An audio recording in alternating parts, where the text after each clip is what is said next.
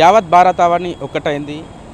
పాకిస్తాన్కు దిమ్మ తిరిగే షాకిస్తున్న భారత ఆర్మీకి అండగా నిలుస్తుంది. ఆపరేషన్ సింధూర్ పేరుతో పాకిస్తాన్పై భారత బలగాలు విరుచుపడిన విధానాన్ని ప్రజలందరూ హర్షిస్తున్నారు. గత రాత్రి కూడా పాకిస్తాన్ ఇండియాపై దాడి చేయడానికి ప్రయత్నించింది. జమ్మూతో పాటు ఇతర ప్రదేశాల్లో కూడా దాడికి ఒక 50 డ్రోన్లతో ప్రయోగిస్తే వాటిని మన బలాలు పూర్తిగా విఫలం చేసిన పరిస్థితి.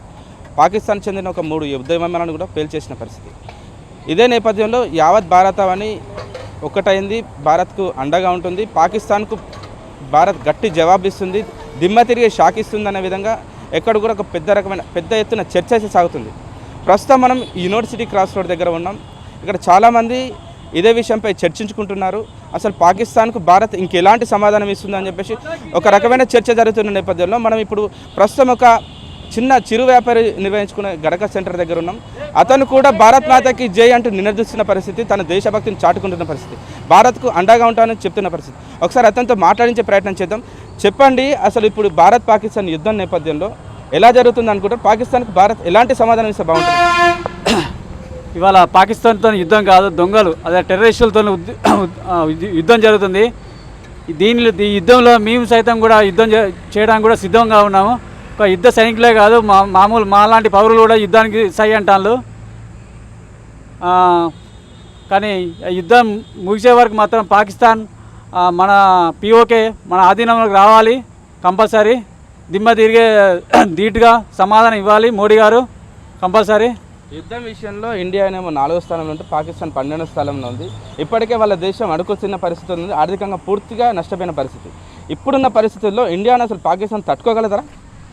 అయితే పాకిస్తాన్ ప్రజలు కూడా వాళ్ళకు యుద్ధం జరగాలని ఉన్నది. ఎందుకంటే వాళ్ళకు ఆర్థిక వ్యవస్థ చిన్న భిన్నంగా ఉంది కాబట్టి మన భారతదేశం కలవాలని చూస్తాను వాళ్ళు. కాబట్టి మోడీకే చేయకూడతారు పాకిస్తాన్ ప్రజలు కూడా. దానికి మద్దతుగా పాకిస్తాన్ ప్రజలు కూడా మనకు మద్దతు ఇస్తాను. ఇవన్నీ లొల్లుళ్ళు పంచాయతీలు మనకు ఉండకూడదని చెప్పి ఆలోచిస్తాను. మన సైనికులు చాలా జాగ్రత్తగా ఎక్కడైతే ఉగ్రవాద శిబిరాలు ఉంటాయో వాటిపైన దాడి చేసి పాకిస్తాన్ సంబంధించిన ప్రజలకు ఎలాంటి హాని జరగకుండా, సైనికులకు కూడా ఎలాంటి హాని జరగకుండా చాలా జాగ్రత్తగా లక్ష్యాన్ని ఛేదించి కేవలం ఉగ్రవాద శిబిరాలను మట్టుపెట్టారు. కానీ పాకిస్తాన్ మాత్రం ఎల్ఓసి వద్ద ఉన్న నియంత్రణ రేఖ వద్ద ఉన్న అమాయక ప్రజలపై దాడి చేసి కొంతమంది హతమార్చిన పరిస్థితి. పాకిస్తాన్ ఏ విధంగా చూడాలి సార్? అయితే మనం పాకిస్తాన్ ప్రజల మీదకి ఈరోజు ఎప్పటివరకు యుద్ధం చేయలేదు కాబట్టి టెర్రరిస్టుల మీదకే యుద్ధం చేసింది. కానీ దానికి పిచ్చి వేషాలు వేస్తుంది పాకిస్తాన్.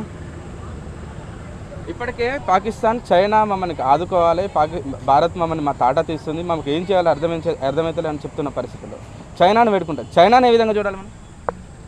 చైనా కూడా ఏదో ఒకరోజు దిమ్మదిరిగే ప్రపంచం మొత్తం చూస్తుంది. కానీ దానికి సమాధానం ఈ ఒక్కరోజు కాదు, ఇంకా రేపటి రోజులలో చైనాకు దెబ్బతీసే అవకాశాలు చాలా ఉన్నాయి. ప్రపంచ దేశాల టెర్రరిస్ట్ మీద బాగా ఫోకస్ అయింది కాబట్టి దాన్ని అణగదీయడానికి ఆలోచిస్తాను ప్రపంచ దేశాలు. మన భారతదేశానికి సపోర్ట్గా చాలా దేశాలు ఉన్నాయి. దానికి సపోర్ట్గా చైనా కూడా మద్దతు ఇస్తుంది కంపల్సరీ.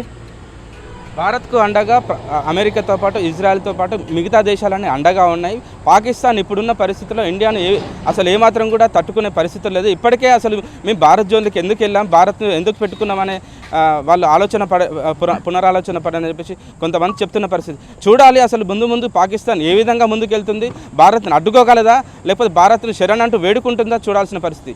కెమెరా పర్సన్ భిక్షపత్తో రాము, మెగా 9 టీవీ, వరంగల్.